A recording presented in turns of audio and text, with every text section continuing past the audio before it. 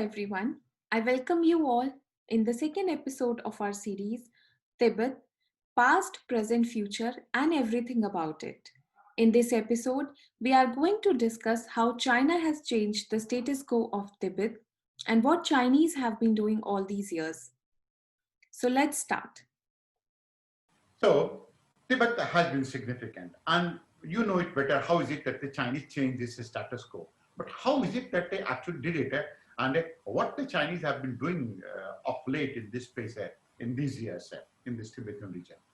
Mhm. Since China occupied Tibet in 1951, they have been very actively misusing Tibet for their own interests. And for example, uh, right from the very beginning, uh, Tibet's Kham province and uh, Amdo. Tibet is made of three provinces: Kham, Amdo, and Utsang. So Utsang is that region which directly is linked, contiguous to India. And the other two provinces are quite big. China, after occupying Tibet, they reorganized it. They chopped off these two provinces, Amdo and Kham, and threw out all those parts of those two provinces into adjoining provinces of China, which are Yunnan, Sichuan, Qinghai, and Gansu.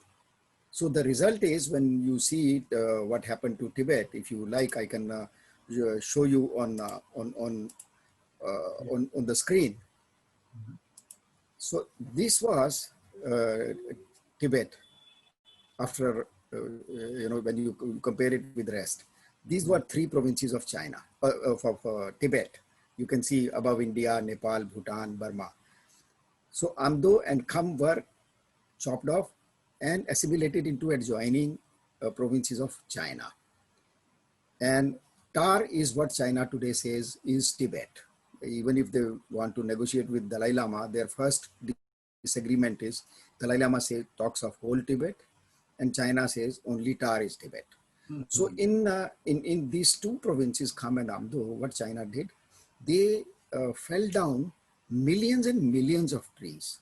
The timber, which was worth billions of dollars, even in the days of 1950s, it was taken away. And interestingly, it was not simply taken away to make China rich or to add to China's exchequer. The reality is that a lot of, or most of this money went into communist pockets, the pockets of communist leaders and the military leaders of China. So they became stinking rich. And that's going on even today of that corruption. So because of felling of trees, they denuded many mountains. So that created what you are saying. This was another addition to this environmental problem. And then in addition to that, what China is doing, I can show you. I go to those, how they have denuded these regions. Just to give you an idea. This is one picture. Yeah. So you will see this is a very common image when you travel hundreds of kilometers in the Kham province, or in when you're traveling from Qinghai to a place like Lithang. So this is the kind of scenario you will see. And it's very common seeing their highways, where trucks are loaded with timber, which moves out of Tibet. So this was one way of exploiting resources of Tibet. Then in addition to that, what China has been doing, it has been trying to redesign not only the water to exploit the water of rivers, for example, rivers which come from Tibet, come to India. Sindhu River is one, Satluj is another, then Kosi, and of course the Brahmaputra is the largest one. There are many other rivers, but these are the major ones which come from Tibet. So what China has done, it has done to tame waters, it has created hundreds of dams along the flow of these rivers. And especially in the last reaches of Brahmaputra, China has created so many dams that they have two designs about this. Number one is to divert these waters to those parts of China which are in shortage of water. And what they are doing, they are using these dams producing electricity. For example, just on one dam itself, the last dam on Brahmaputra, the total capacity of that dam is 30 times of Bhakranangal Dam. And the only use they are doing electricity is to pump water from there to faraway areas of China. So this has not only hurt India. You know, these Tibetan rivers are not only going to India. There are 10 countries which are fed by rivers from Tibet. You start from Pakistan, India, Nepal, Bhutan, Myanmar, Cambodia, Thailand, Laos. So, you know, there are so many countries, 10 countries which are fed by the rivers coming from Tibet. And on the way, China stops them and exploits them. This is one side. China has, with their own way of looking at things, and you know, they have unfortunately, a very destructive mind. But they have started taming the rivers to use it as a water bomb against the other countries. I'll show you some pictures which happened in 2005. There was an accident. There was a landslide, and the Satluj River, before entering into India, there was a landslide and it was blocked. So the result was an artificial temporary lake was formed. And was it or was it a tributary of Satluj, Parichu?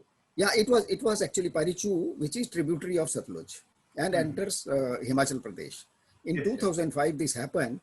And what happened, they refused to share the information about this growth of unnatural water reservoir. They refused to share it with India so that India could take necessary steps.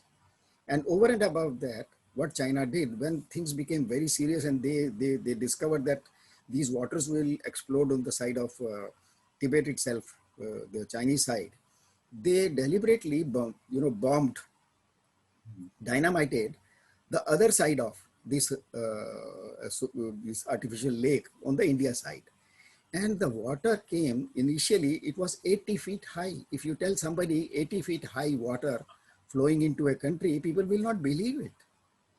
So it was a catastrophe. And Himachal faced destruction up to 100 kilometers because of that. I know one friend. I can share just a couple of pictures of that flood, which one of my journalist friends from Chandigarh, he took, and I borrowed it from him. You will see those. So you see, this is what happened when Parichu came to, when these floods came to India. And even on roads which were very high, flowing much above the valley of Satluj flow, even the buses, you could see what happened to the roads. And yeah, so this was the level of damage. Our Nathpa Jhakri power plant was destroyed in a very, very serious way. So this is what China is now hoping, that from Brahmaputra, the dams which they have created on the last, that U-band of Brahmaputra before it enters India, if China wants, they can suddenly release waters and create havoc for Arunachal and Assam of India. And then it can, same thing can happen to Bangladesh. Bangladesh is another country which is fed by these rivers. So one aspect of rivers, the Tibetan rivers, is that China is exploiting them at the cost of the countries which are on the flow of, along the flow of these rivers. And there are 10 countries. And then in addition to it, it is developing dams which it can use as water bomb against different countries. So you can see how the Chinese mind works. Yes, yes. I mean, they do going to be having a destructive mind, and I think the whole of the world knows it better with COVID-19. What exactly is it that they did, and in what manner is it that they did it? What exactly were their intent?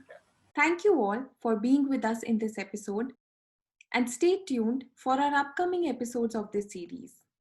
Please like, share, and subscribe our channel, and also hit the bell button icon for notifications on our upcoming videos.